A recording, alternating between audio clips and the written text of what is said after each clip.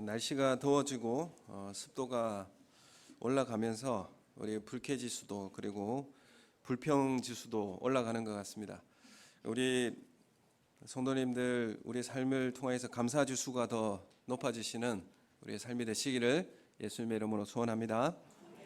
오늘 맥추절로 하나님 앞에 예배를 드리게 되었습니다. 우리 함께 오래간만에 오신 성도님들도 있고 또 오래간만에 뵙고 또 함께 예배드리는 성도들과 함께 이 예배로 나아가는 시간 되길 원합니다. 오늘 말씀에 보면 7주를 세라 이렇게 말하고 있습니다. 7주 7일을 7주 하니까 49일이 되고 50일째가 되는 날이 오순절이 되고 이 오순절이 맥추절입니다. 77절이라고도 하고 오순절이라고도 합니다. 그래서 이 날을 지키라고 계수하라 이렇게 말씀하고 있는데 숫자를 세라는 말이죠. 숫자를 세어라 이런 의미가 있는데 이 숨겨진 의미가 있습니다. 거기에 보면 어떤 의미가 있냐면 너를 위해서 7주를 세라 이렇게 말씀하고 있습니다. 그러니까 나를 위해서 이 날짜를 잘 세어서 하나님 앞에 감사하고 예배를 드리라 이런 의미가 담겨 있는 것이죠. 그래서 맥추절을 지키라고 하는 것이 누구를 위해서인가 라고 할 때에 내가 하나님께 받은 그 은혜를 생각하면서 잘 세어서 하나님 앞에 기억하여 나오라 이렇게 말씀합니다. 나를 위해서 이렇게 말씀하고 있는 것입니다. 그래서 날짜를 계산하는 것이 나를 위하는 것이다. 나를 위하여이다. 이렇게 말씀하고 있습니다. 그래서 하나님께서 정해주신 이 절기가 언제인지를 마음에 새기고 기억하면서 사는 것이 나를 위해서 좋다. 이렇게 말씀하는 것이죠. 맥주절 때문에 나와서 청소하라고 그러고 또 헌금 드리라고 그러고 교회에서 뭘 이렇게 하라고 하는 게 이렇게 많냐 이렇게 생각하지만은 이 맥주절을 기다리고 준비하는 것이 나를 위해서이다라는 것을 분명히 말씀하고 있습니다. 또 10절의 말씀에 보면 맥추절을 지키되 내 힘을 헤아려 자원하는 예물을 드리라 이렇게 말씀하고 있습니다. 이 말은 내 힘이 닿는 대로 자원하여 드리려는 예물을 풍성하게 드리라 이런 말씀을 하고 있죠. 그래서 이것은 하나님께서 주신 이 풍성한 추수의 축복을 주신 것 이것에 대한 자원함으로 하나님 앞에 감사하여 나오라. 그리고 미래에 대한 하나님께서 나에게 베푸실 그 은혜를 미리 내가 감사함으로 나오는 것입니다. 그래서 우리의 감사는 미래에 대한 감사가 우리 가운데 이미 여기에 와 있고 과거의 나를 어떻게 인도하셨는지에 대한 감사도 오늘 주님 앞에 기억하며 나오게 되는 것입니다. 그래서 하나님은 이 구원받은 우리가 이 세상에서 감사하는 존재가 되기를 그렇게 원하십니다. 그래서 우리 성도님들 감사하는 그런 삶을 사시는 우리 성도님들 되시기를 소원합니다. 모든 일에 감사합니다라고 하는 말을 우리 취임새에 붙여서 그렇게 하실 수 있는 분이 되시면 좋겠습니다. 하나님 우리가 감사하는 그런 성도가 되기를 원하십니다. 11절의 말씀에 보시면 우리에게 속한 모든 성도들이 함께 이 감사의 축제를 즐거움을 가지고 참여하기를 원하고 계십니다. 11절에 보면 내 자녀, 노비, 성중에 있는 레위인, 너희 중에 있는 객이라고 그러면 나그네이죠. 그리고 이웃에 있는 사람들, 그래서 고아와 과부, 가장 어렵게 살아가는 사람들, 도움이 필요한 사람들, 그런 사람들이죠. 이 모든 사람들과 함께 기뻐하고 즐거워하라. 잔치의 자리에 함께 참여할 수 있도록 하라. 이렇게 말씀하고 있습니다. 그래서 왜 이렇게 날짜도 세워야 하고 하나님께서 나에게 주신 그 기억을 감사하고 또 함께 이것을 나누고 즐길 수 있는 이 자리를 마련하여서 함께 식사도 하고 모이라 이렇게 말씀하십니까? 그것은 12절의 말씀의 내용에 우리 함께 12절 같이 읽겠습니다. 시작. 너는 애굽에서 종되었던 것을 기억하고 이 규례를 지켜 행할지니라. 아멘. 이게 명령으로 우리에게 주어져 있죠. 이 규례를 지켜라. 지켜서 행하라. 이건 명령으로 우리에게 주어지는 것입니다. 그래서 애굽에서 종되었던 것을 기억하라. 이게 어떤 의미입니까? 오래간만에 오신 분, 처음 오신 분은 애굽에 종되었던 내가 언제 종이 되었었던가 이렇게 생각하지만은 의미를 아시죠? 이것은 400년 이스라엘이 400년 동안에 애굽에서 종되었던 상태가 그 상태에서 벗어날 수 있었던 이유는 뭡니까? 하나님의 주권적인 역사가 아니었으면, 하나님의 전적인 하나님의 은혜가 아니었으면 결코 벗어날 수 없었던 그런 상황이었습니다. 그래서 너희는 그날을 기억하라 이런 것이죠. 그날 너희가 종되었던 그때를 기억하라. 너희를 구원해 주신 분이 누구인가? 하나님이시다 라는 사실을 반드시 기억하고 지켜 행하라 이렇게 말씀하고 있습니다. 그래서 종되었을 때, 종이 되어 있으면 어떤 상황입니까? 종이 되어 있으면 수고하고 땀을 흘려도 그 수고에 대한 정당한 대가를 받을 수가 없습니다. 가나안 땅에서 이제 수고한 대로 정당한 대가를 얻어서 이제 맥추절과 같은 이 감사의 축제가 종이 되었을 때는 할 수 없었다는 거죠. 자유인이 되어지고 또 가나안 땅에 들어가서 내가 농사를 짓고 거기에 수확을 얻어서 하나님 앞에 드릴 수 있을 때, 그것이 감사의 축제가 될 수 있는 것이죠. 그러므로 이 같은 사실을 깨닫고 가나안 땅에서는 수고한 대로 정당한 결실을 얻을 수 있기 때문에 그것으로 인해 감사하고 기쁨으로 감사의 절기를 지키라는 것입니다. 사실 지금 신명기는 아직 가나안 땅에 들어가지 않았죠. 광야에서 이 말씀을 받았습니다. 이제 앞으로 장차 그 가나안 땅에 들어가게 될 터인데, 그 땅에 가서 너희가 수고하여 정당한 결실을 얻었을 때에 기쁨과 감사를 가지고 이렇게 감사함으로 과거에 종되었던 나를 기억하며 우리를 구원해 주신 하나님을 감사하며 기쁨으로 드리라, 함께하라 이렇게 말씀하고 있습니다. 이 기쁨이 너무나 감사하기 때문에 우리는 초청해서 이웃 사람들과 또 새로운 영혼들 함께 초청하여 이 자리에 함께 참여하여 예배를 드리게 되는 것입니다. 우리 성도님들이 이 날을 기억하여서 하나님 앞에 나올 수 있는 귀한 은혜가 있기를 원하고요. 오늘 특별히 과일을 이렇게 진열하지 않은 것은 우리가 영혼의 추수를 바라보면서 그 영혼들을 우리 마음속에 품고 이 자리에 나오기를 원하는 바람에 이렇게 진행을 하고 있습니다. 그래서 우리가 누리는 이 구원과 풍성한 축복의 기쁨을 함께 나누자고 오늘 이 기억되는 이 맥추절을 하나님 앞에 예배로 나아가게 되는 것입니다. 여러분, 우리가 이런 구원의 풍성한 축복의 기쁨을 누릴 수 없었던 자들인데 우리는 이 구원의 기쁨을 누리는 자로서 이곳에 나와왔고, 또한 우리가 이 구원의 기쁨을 안다면 감사하지 않을 수 없다라는 것을 우리에게 말씀하고 있습니다. 여러분, 우리가 구원의 감격과 기쁨이 있기 때문에 감사하지 않습니까? 그래서 우리는 언제나 감사할 수 있는 것입니다. 감사라고 하는 것은 기적을 가져옵니다. 그래서 감사하는 삶을 통해서 하나님은 이 하나님의 역사를 우리 가운데 일으키십니다. 우리가 잘 알고 있듯이 예수님께서 빈들에서 5천 명을 먹이시는 이런 이적을 일으키셨습니다. 거기에 빈들이었다라고 하는 것은 어디서 먹을 것을 구할 수 없었던 그런 자리였다라는 것인데, 그곳에 한두 명 거의 먹을 만한 떡 5개, 물고기 2마리가 있었을 뿐이었습니다. 그 궁핍한 결핍한 상황에서 예수님은 그 떡 5개, 물고기 2마리를 가지고 하늘을 우러러 축사하셨습니다. 축사하셨다라고 하는 것은 감사 기도를 하나님 앞에 드렸다라는 것이죠.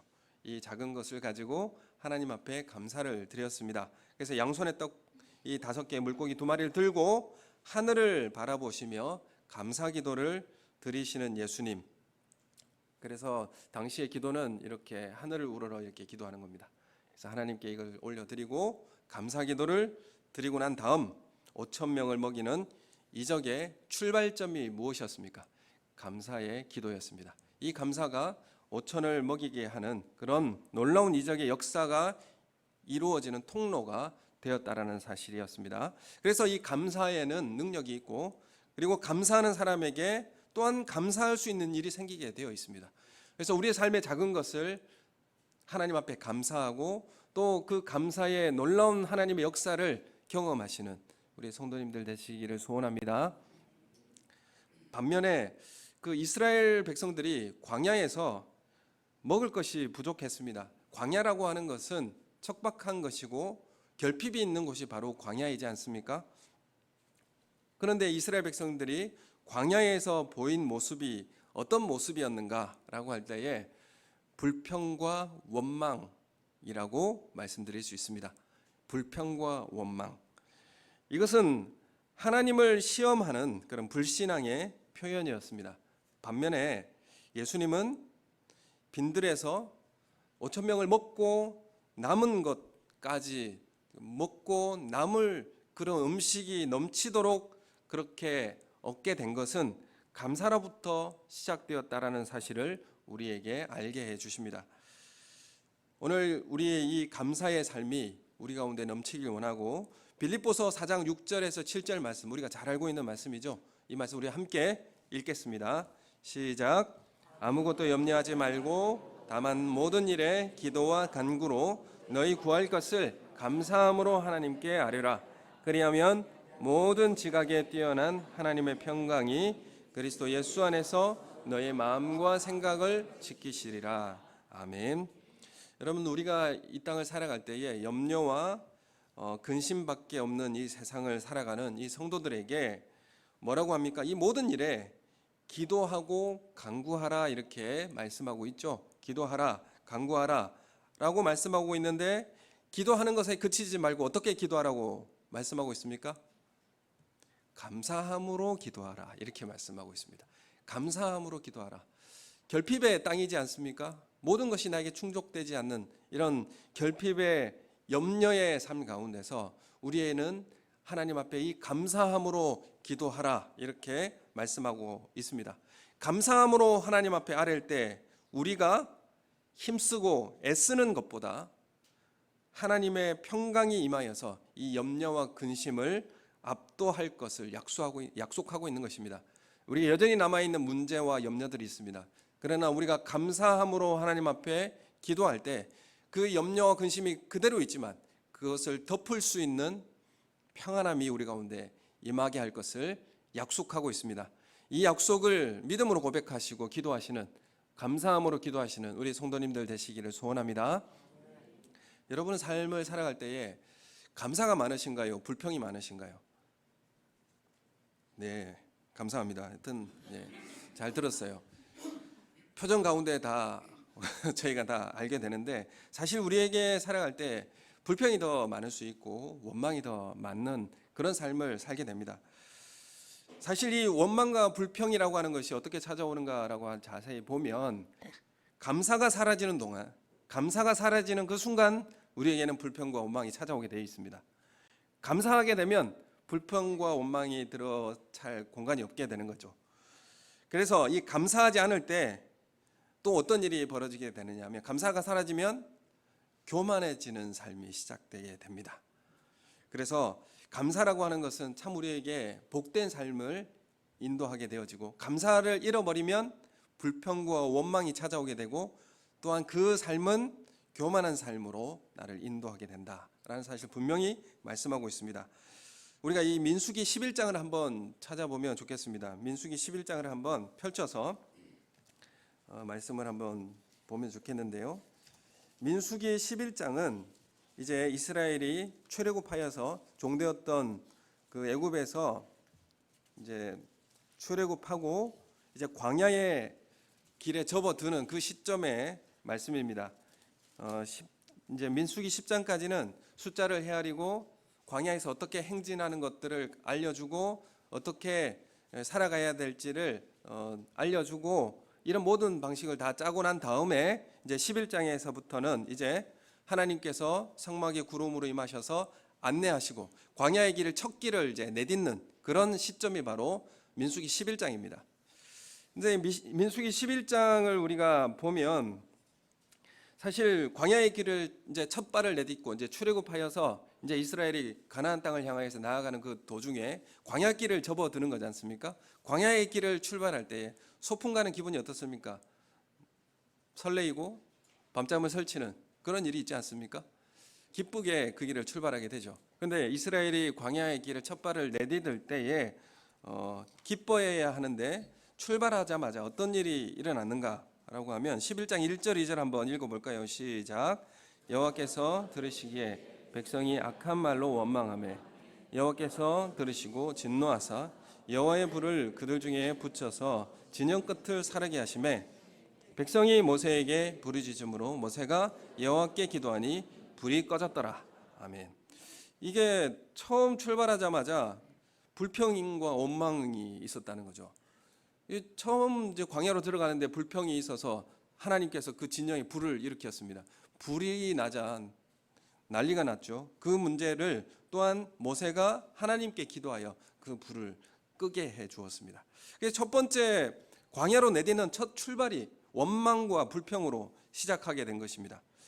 이 모든 것에 있어서 부족하고 결핍한 땅이 바로 광야인데, 광야라고 하는 건 사막입니다. 사막인데 그냥 우리가 알고 있는 모래 사막이 아니라 그런 풀도 없는 그런 광야입니다. 돌이 많고 그런 광야를 지나갈 때 사실 하나님은 만나를 그 가운데 내려주셨고 불기둥, 구름 기둥으로 인도하시는 그런 신적인 인도하심이 있는 곳이 바로 또 어디입니까? 광야이죠. 광야는 그래서 인간이 살아갈 수 없는 그런 환경이고 삶인데 하나님께서 신적인 기적을 통하여서 이스라엘을 먹이시고 또한 그 길을 안내하셨다라고 하는 것이 광야의 여정이었습니다. 그래서 이런 신적인 놀라운 역사 가운데 인도받았는데 어떻게 그곳에서 불평하고 원망할 수 있는가라고 하는 우리 궁금증이 생기게 되는 것이죠. 우리의 삶에 광야 같은 이런 삶 가운데 결핍이 있고 어려움이 있는데 이곳에 하나님의 신적인 인도하심과 우리를 보호하심이 있는데 우리는 왜 불평하고 원망할 수 있는가라고 하는 궁금증이 생기죠. 오늘 이 민수기 11장의 1, 2절에 여호와께서 들으시기에 백성이 악한 말로 원망하였고 하나님께서 들으시고 진노하사 불을 내리셨습니다. 그리고 모세가 그 기도를 하나님 앞에 드렸을 때 불을 꺼 주셨습니다. 혹시 추우시면 말씀하십시오. 손을 들으시면 에어컨을 좀 꺼드리겠습니다. 추우신 분 없으신가요? 네. 손 들으시면 저 뒤에서 목사님이 꺼주십니다. 네. 추우실까봐. 이 불평하고 원망하는 이유가 무엇일까? 그럼 이 땅에서 광야길을 걸어가는데 신적인 하나님의 인도하심 놀라운 역사가 있는데 왜 불평하고 원망을 할까요? 그 이유를 4절에 말씀하고 있습니다. 우리 4절 말씀 우리 함께 읽겠습니다. 시작. 그들 중에 섞여 사는 다른 인종들이 탐욕을 품음에 이스라엘 자손들도 다시 울며 이르되 누가 우리에게 고기를 주어 먹게 하랴. 아멘. 여기에 불평하고 원망하는 이유를 뭐라고 이야기하고 있습니까? 탐욕이 들어와서 탐욕을 품음에 이렇게 이야기하고 있습니다. 그래서 광야길을 들어갔을 때 탐욕 때문에 그 가운데 불평과 원망이 들어왔다라는 것을 말하고 있습니다. 사실 이스라엘 백성들이 왜 불평과 원망을 했을까요? 그 광야 땅을 지나가는데 하늘에서 하나님께서 만나를 내려주셨습니다. 만나를 내려주셨는데 이스라엘 백성이 만나만 먹고 기운이 하나도 없다고 울면서 누가 우리에게 고기를 주겠는가? 고기 먹고 싶다고 그렇게 원망하고 불평했어요. 맨날 먹는 이 만나가 먹기 싫으니까 우리에게 고기를 주십시오. 이렇게 원망과 불평을 한 것이죠. 고기를 먹고 싶다고 하는 것이 사실 탐욕입니까? 고기를 먹고 여러분 삼겹살 먹지 않아요? 맨날 저 나물 먹고 하는 거 이제 고기 먹고 싶다고 이야기하죠. 고기 먹는 게 뭐가 죄입니까? 먹고 싶을 수 있습니다. 그리고 먹고 싶다고 해서 탐욕이라고 말할 수는 없죠. 탐욕이라고 할 때는 확인되는 것이 있습니다. 뭐냐 하면 매일 주시는 만나에 대한 해석이 바뀌는 순간 고기 먹고 싶은 게 탐욕으로 붙어왔음을 알 수 있습니다. 그러니까 만나에 대한 해석이 바뀌는 거예요. 만나라고 하는 매일 주시는 하나님의 은혜죠. 광야에서는 먹고 살 수 없는 그런 땅인데 하나님께서 매일 만나를 주시는 거예요. 만나를 주신 그 하나님의 은혜를 해석이 달라지자 이 고기가 탐욕이 된 것입니다. 6절의 말씀에 보면 이렇게 한번 6절 말씀 읽겠습니다. 시작. 이제 우리의 기력이 다하여 이 만나 외에는 보이는 것이 아무것도 없도다. 아멘. 하나님이 유일하게 생존을 위해서 주신 이 만나가 만족이 안 되는 거예요. 이게 맨날 주는 거 이거 먹어도 이거 별로 맛도 없고 맨날 이거 먹어야 되고 이러니 불평이 생기는 것이죠. 이 불평 가운데 탐욕이 그 가운데 들어오게 된 것입니다. 그래서 충분하다고 생각하지 않은 것이죠. 생존을 위한 은혜의 상징이 뭡니까? 만나죠. 이 광야에서 하나님께서 살 수 있도록 내려주신 게 만나였는데 이 만나에 대한 은혜가 만족과 감사가 사라지자 탐욕이 그 가운데 들어오게 된 것입니다. 만족이 사라지자 그 가운데 탐욕이 들어온 거예요. 탐욕이 들어오자 탐욕은 뭘로 들어오게 된 것입니까? 고기 먹고 싶다, 이렇게 오게 된 거예요. 그래서 탐욕의 신호는 이렇게 오게 됩니다. 매일 주시는 하나님의 은혜에 대해서 해석이 바뀌는 거예요. 매일 주시는 하나님의 은혜였는데 맨날 이것만 먹고 살아야 되는가, 이렇게 바뀌게 되자 그 가운데 고기 먹고 싶다가 탐욕으로 들어오게 된 거예요. 그래서 우리가 직장을 구하지 못하고 있다가 직장을 하나님의 은혜로 감사함으로 구했어요. 그래서 그 직장에 감사하고 들어가게 됐는데 시간이 지나서 하나님 왜 이 직장밖에 주지 않습니까? 왜 이 돈만, 이 월급 주는 이 정도만 주는 직장으로 저를 보냈습니까? 이렇게 바뀌게 되는 거죠.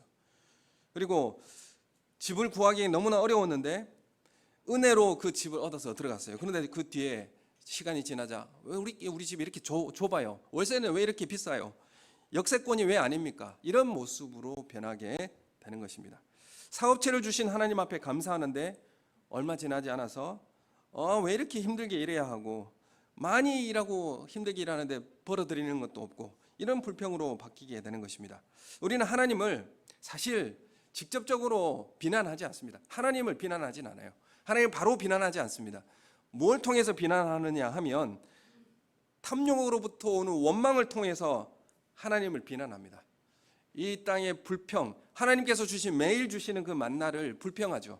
이 불평은 무엇을 향하고 있습니까? 하나님께 향하고 있는 비난이에요. 내가 하는 원망과 불평은 하나님을 향한 비난입니다. 왜 광야로 나오게 했냐 이거죠. 애굽이 살기 좋은데 왜 광야로 나를 이끌고 나와서 이렇게 힘들게 만드시냐. 그 불평과 원망이 뭘 통해서 나타났습니까? 고기 먹고 싶다로 나타난 거예요. 그래서 이 탐욕으로부터 오는 원망은 누구를 향하고 있느냐? 하나님을 비방하고 하나님을 비난하는 것으로 향하고 있다는 것, 이것을 분명히 하고 있습니다. 예를 들어서 우리가 하고 있는 이 불평은 누구에게 하는 겁니까? 하나님께 하는 게 되는 것입니다. 단지 내 불편, 내 환경에 대해 원망하는 것이 아니라 하나님을 향한 비난으로 이어지게 되는 것입니다. 그렇다면 잘 되고 싶은 마음 포기해야 됩니까?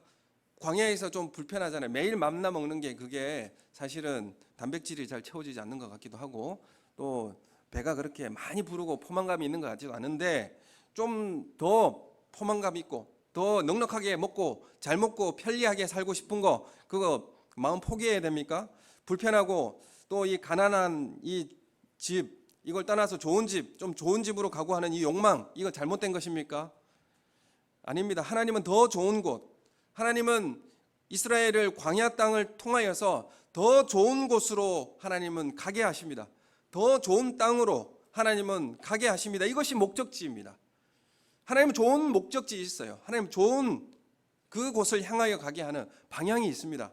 그런데 욕망과 탐욕은 하나님께서 정하신 하나님의 약속, 하나님의 계획하신 그곳으로 인도하지 못하고 그곳으로 가지 못하게 만들어요. 하나님이 원하시는 그 계획, 그 약속까지 가지 못하도록 막는 게 뭐가 있냐면 불평과 원망은 하나님이 원하시는 그 땅으로 가지 못하게 하는 거예요.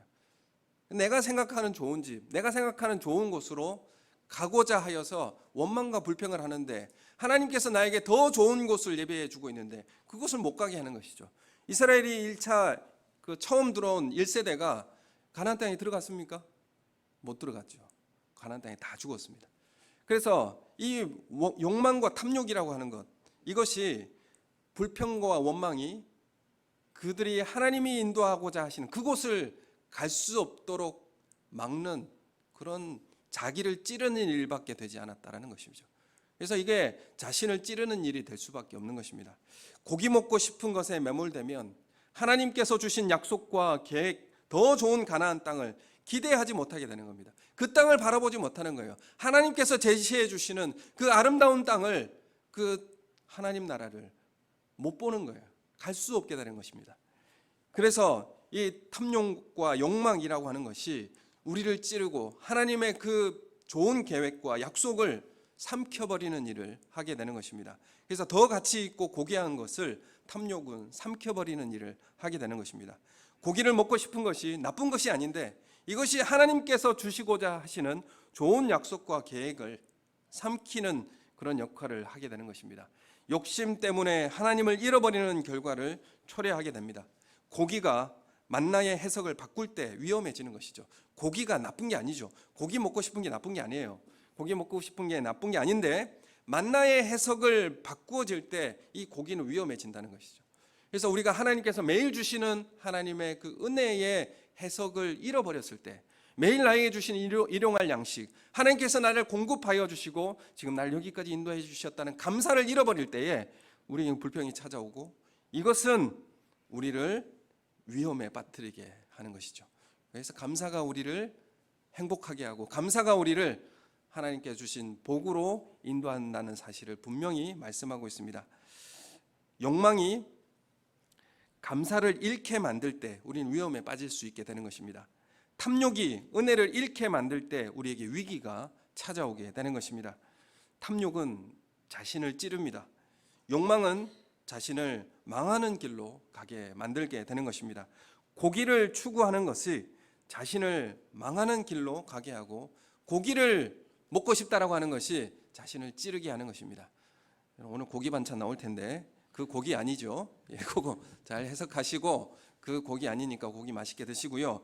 우리가 이것이 탐욕으로 바뀌어질 때 우리를 찌르게 된다는 것입니다. 우리 삶에 하나님 은혜를 잃어버리고 그것을 탐욕으로 바꿔냈을 때 불평과 원망이 생기게 되고, 결국 그것은 하나님의 계획과 하나님이 더 좋은 것을 얻지 못하는 길로 가로막게 된다는 것입니다.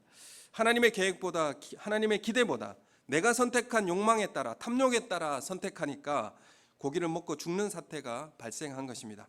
32절, 33절 말씀에 보면은, 우리 32절, 33절 말씀 우리 함께 읽어볼까요? 민수기 11장 32절, 33절 시작. 백성이 일어나 그날 종일 종야와 그 이튿날 종일토록 메추라기를 모으니 적게 모은 자도 10호멜이라.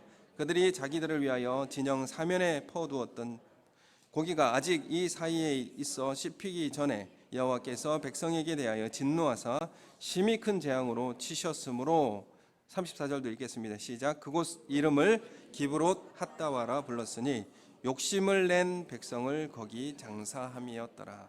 아멘. 고기를 공급받았는데 죽게 되었습니다. 하나님은 이스라엘의 요구에 응답하셔서 메추라기를 몰아쳐 주셨죠. 그리고 그 고기가 이 사이에 씹히기도 전에 백성에게 진노하사 큰 재앙으로 치셨습니다. 그곳 이름을 그래서 기브롯 핫다와라고 불렀는데, 그 이름의 의미가 탐욕의 무덤이다, 이렇게 말씀하고 있습니다. 오늘 이 광야의 길을 걸어가는 우리의 삶이 하나님의 은혜를 기억하고 감사하며 하나님의 계획과 그 약속을 기대하시는 우리의 성도님들이 되시기를 예수님의 이름으로 소원합니다. 이 지금 이스라엘 백성들의 모든 불만과 원망은 누구에게 지워지게 되는 거냐 하면, 사실은 모세를 향하여서 원망하고 항변을 합니다. 그래서 이 모든 불만이 모세에게 지워지게 되는데, 그래서 모세가 이 모든 이스라엘이 원망하고 불평한 거, 고기 먹고 싶다라고 하고 부추 먹고 싶다고 하고, 이 모든 말들이 모세에게 들어가게 되고, 모세가 이 모든 짐을 지게 됩니다. 근데 모세가 이 모든 짐을 지고 하나님 앞에 나아가서 항변하죠. 하나님 앞에 나아가서 모세가 뭐라고 항변하느냐 하면, 그 11장 10절부터 12절에 이렇게 나오고 있습니다. 11장 10절부터 12절까지 나오고 있는데 우리 함께 읽어볼까요? 시작. 백성의 온 종족들이 각기 자기 장막문에서 우는 것을 모세가 들으니라. 이러므로 여호와의 진노가 심히 크고 모세도 기뻐하지 아니하여 모세가 여호와께 여짜오되 어찌하여 주께서 종을 괴롭게 하시나이까? 어찌하여 내게 주의 목전에서 은혜를 입게 아니하시고 이 모든 백성을 내게 맡기사 내가 그 짐을 지게 하시나이까? 이 모든 백성을 내가 베었나이까? 내가 그들을 낳았나이까? 어찌 주께서 내게 양육하는 아버지가 젖 먹는 아기를 품듯 그들을 품에 품고 주께서 그들의 열조에게 맹세하신 땅으로 가라 하시나이까? 아멘. 모세가 하는 항변이 뭡니까? 내가 그들을 낳았습니까? 내 아들입니까? 이렇게 지금 하나님 앞에 항변하죠. 아니, 왜 내가 이런 이 짐을 지고 내가 그 가나안 땅으로 가야 됩니까? 이 원망의 소리와 이 불평의 소리를 모세가 다 듣게 되고, 이 모든 항변을 가지고 하나님 앞에 나아가는 것이죠. 왜 나에게 이런 책임을 지어주십니까? 이 모든 무게를 왜 나에게 주십니까? 내가 그들을 낳았습니까? 이렇게 하나님 앞에 지금 불평하는 것이죠. 그래서 모세는 이 모든 불평을 모세가 다 떠안았습니다. 그리고 이 문제를 떠안고 어떻게 합니까? 하나님 앞에 나아가는 것이죠. 모세가 그 모든 불평을 한 백성들에게 내가 너희들에게 어떻게 주냐 이렇게 말하지 않았어요. 내가 너희들을 낳았냐 이렇게 말하지 않았습니다. 죄송합니다. 좀 강하게 들렸다면 이런 식으로 하지 않았다는 거죠. 이 모든 원망을 듣고 하나님 앞으로 이 원망을 가지고 불평을 떠안고 나아갔습니다. 그런데 중요한 것은 모세의 기도로 만나와 메추라기가 오게 된다는 사실입니다. 백성들은 모세는 원망했죠. 불평했죠. 근데 그 모세는 그 모든 불평과 원망을 책임지고 하나님 앞에 그 기도를 가지고 나아갔습니다. 근데 하나님은 모세를 통하여서 만나와 메추라기를 보내주시는 겁니다. 모세를 통해서 먹을 것이 사실은 이스라엘 백성들에게 해결이 됩니다. 또 민수기 12장에 보면 미리암과 아론이 모세를 비방하죠. 왜 너만 하나님 음성 듣느냐, 나도 듣는다 이렇게 해서 비방하죠. 비방하다가 어떻게 됩니까? 나병에 걸리지 않습니까 그들이? 그런데 이 나병 걸린 거 누가 해결해 줍니까? 모세가 부르짖어 그들을 고쳐줍니다. 누구 때문에 고침받습니까? 모세 때문에 고침받게 되는 것이죠. 내가 불평했던 그 사람, 이 부담감을 누가 다 가져갔습니까? 내가 불평했던 그 사람이 이 불평 다 가지고 가고 그 불평 다 가지고 가서 하나님 앞에 아뢰올 때에 하나님은 그 기도에 응답하셔서 이 모든 것들을 하나님께서 공급해 주시고 채워주신 것이죠. 그래서 우리에게 붙여주신 그 사람, 내게 유익을 주시려고 나에게 붙여주셨다라고 생각하시고 감사하십시오. 여러분, 우리 영적 리더들이, 교회 직분자들 리더들은 그 원망과 불평을 들을 수 있습니다. 들었을 때에 그것을, 그 마음을 내가 짐에 지고 하나님 앞으로 나아가서 원망을 하나님 앞에 기도하십시오. 하나님은 그 사람을 통하여서 기도에 응답하시고 하나님은 이 우리의 모든 성도들의 아픔들을 치료해 주실 것입니다. 하나님 이렇게 우리를 인도하십니다. 그래서 우리 지도자들이 되는 우리 당회나 아니면 우리 직분자들은 사람들이 원망하고 불평할 수 있어요. 그 문제들을 다 책임을 떠안고 하나님 앞에 기도하는 것입니다. 하나님은 그 모든 기도에 하나님 응답하셔서 그들을 통하여서 우리에게 이루어 주신다는 사실을 분명히 우리에게 말씀하고 있습니다. 모세가 그 모든 불평을 모두 감수함으로 모든 이스라엘을 다시 살려내게 된 것입니다. 여러분, 우리가 중간 직분자로서 역할이 중요하죠. 이 완충을 해내고 하나님 앞으로 이 모든 문제들을 가져가는 이런 능력 있는 직분자들로 세워지기를 예수님의 이름으로 축원합니다. 우리의 탐욕과 질투 때문에 하나님을 저버렸지만 하나님은 우리 모든 불평의 대가를 우리에게 돌리지 않으십니다. 스스로 부담하심으로 우리의 고통을 해결해 주시는 것입니다. 모세의 예표가 그거지 않습니까? 모세가 그 모든 불평과 원망과 아픔을 다 끌어안고 하나님 앞에 나아가서 그 모든 고통을 해결해 준 것입니다. 모세보다 더 큰 이가 있습니다. 나보다 더 큰 이가 올 것이다. 누굽니까? 마태복음에 마태는 그 선지자 올터인데 바로 예수 그리스도이시다 라고 분명히 말씀하고 있습니다. 예수님이 오셔서 우리의 모든 불평과 탐욕의 죄를 우리에게 돌리지 않으시고 그 죄를 십자가에 스스로 담당하심으로 우리의 죄를 사하여 주시는 것입니다. 이것이 바로 우리의 은혜입니다. 우리가 받는 구원의 은혜인 것입니다. 십계명 제10계명에 뭐라고 나와 있습니까? 내 이웃의 것을 탐내지 말라. 탐심이 바로 죄라는 사실을 분명히 지적해 주고 있습니다. 여러분, 이 불평의 부작용이 오지 않도록 이 땅에 뭐 다른 것을 불평한 것이 아니라 그 하나님을 불평한 것에 대해서 그 죄의 대가를 내가 받지 않도록, 그 내가 불평하고 하나님을 원망했는데 그 불평의 대가를 내가 받지 않도록 스스로 그 죄를 짊어지시고 그 문제를 해결해 주시고 우리에게 은혜와 평안을 베풀어 주신 그 주님의 은혜를 기억한다면 우리가 우리의 삶을 살아가는 동안에 하나님을 감사하고 기쁨으로 하나님 앞에 나아가는 그런 은혜가 우리 가운데 있기를 예수님의 이름으로 소원합니다. 하나님 앞에 다시 감사함으로 세워지는 우리의 은혜가 있기를 소원합니다.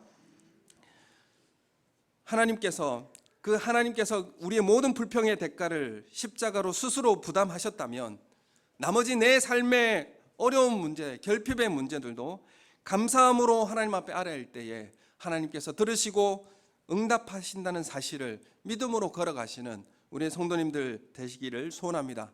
이 믿음이 있다면 이 광야의 길을 걸어갈 수가 있습니다.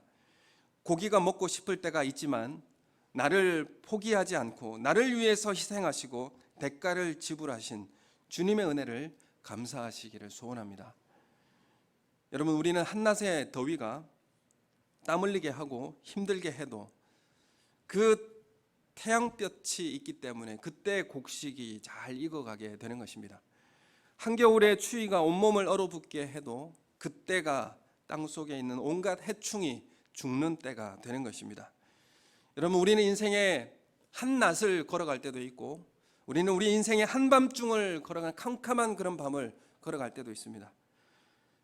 그러나 그 모든 상황 가운데 하나님을 신뢰하시고 노래하며 감사하며 살아가시는 우리 성도님들 되시기를 소원합니다. 내 탐욕과 욕망보다 하나님의 계획과 약속이 더 소중함을 깨달아서 감사함으로 걸어가시는 맥추절이 되길 원하고 우리의 삶이 되시기를 소원합니다.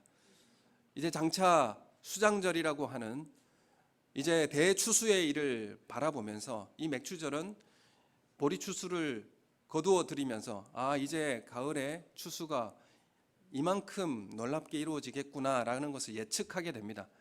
이 봄에 보리추수를 바라보면서 미래에 있을 추수를 예측하고 바라보면서 감사하는 것이죠. 미래에 있을 추수를 앞당겨서 감사하는 것입니다. 우리는 이제 주님 오시는 그날에 심판이 있을 것입니다. 그리고 알곡은 창고에, 그리고 가라지는 쭉정이는 밖에 내다 버리게 될 것입니다. 그런 심판의 날이 우리 가운데 주어지게 될 것입니다. 오늘 이 맥추절에 우리는 이 영혼의 추수를 바라보면서 우리가 생명을 얻은 우리로 하나님 앞에 감사함으로, 우리가 생명 얻은 이 은혜에 감사함으로 새신자를, 또한 우리 주변에 있는 그 영혼들을 하나님 앞에 초청하여 나오게 하는 그런 맥추절로 하나님 앞에 드리시기를 소원합니다. 그래야여서 우리의 탐욕과 욕망보다는 하나님의 계획과 약속이 더 소중함으로 깨달아서 하나님 앞에 드릴 수 있는 그런 감사하는 삶이 되시기를 예수님의 이름으로 축원합니다. 우리 디모데전서 6장 8절 9절 말씀 제가 읽어드리겠습니다.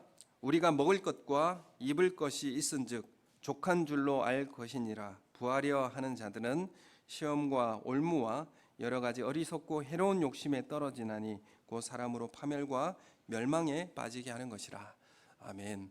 우리가 불평과 원망보다는 우리 삶에 참된 감사함으로 하나님 앞에 드려지는 감사의 제사를 드려지는 우리 성도님 되시기를 예수님의 이름으로 축원합니다. 우리 함께 기도하겠습니다.